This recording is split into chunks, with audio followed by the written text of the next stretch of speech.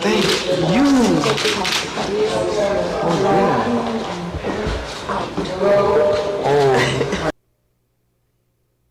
That's our girl, Maxine Waters, of course. And by the grace of God, we have a good dude running against Maxine Waters. I've talked to him before. His name is Joe Collins. And it's really important we defeat people like Maxine Waters. Joe, why run against Maxine Waters? She's doing such a great job.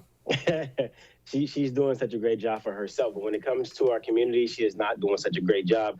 I think we have to remind ourselves that the majority of the people who are living in the 43rd district, where I come from, is living in poverty. Gang violence, gun violence is up, domestic violence is up, poverty and homelessness is up. And these are all issues that could be fixed under, Maxine Waters' quote unquote leadership, but these things are not happening. And also, when you look at the entire country, people who are in Congress, they make policy for an entire country, and nothing that Maxine Waters has done has benefited the United States. And so I think that now it's time for us to send her packing and back to St. Louis, where she belongs. Joe, where did she come from? And I genuinely mean that. A lot of people know Maxine Waters just from the little clips they get like that on the news, her doing or saying something wacky, but people don't know about her background. What is her background? Where'd she come from?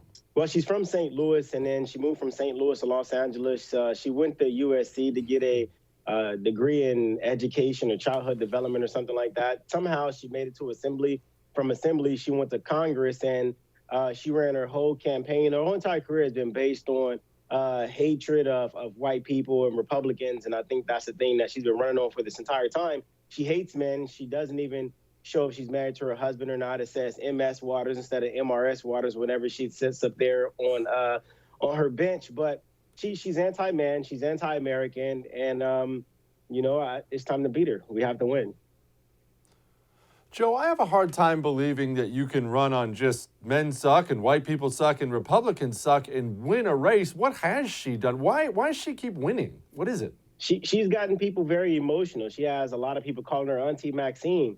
But, thanks to the political climate right now, everybody is waking up. People want new leadership. They want somebody like myself who is from the community, who is a U.S. Navy veteran, and who has already made a commitment to serve our country. And that's why we did fairly well in our last election. We're going to run again, and we're going to be there this time in the 2022 election.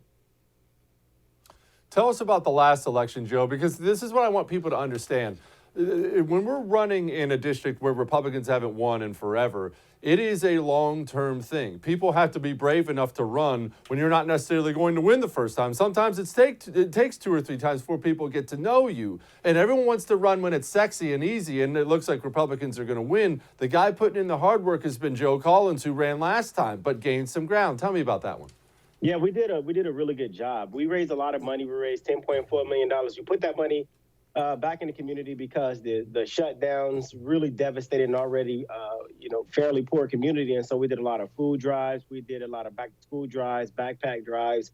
We supported a lot of the community functions, and that gave us the 80,000 votes that we got in this past election, which is 3 times as much as any other candidate has gotten, running against Maxine Waters. We can't, forget that she is one of the most powerful women who sits in Congress, especially on the House Finance Committee.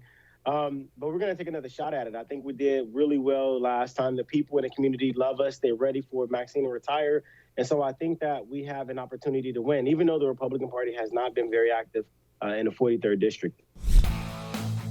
Hey, thanks so much for watching The First on YouTube. If you liked what you saw, go ahead and like and subscribe. You heard me. Like it, subscribe. You'll get a lot more of it and a lot more of me. Thanks.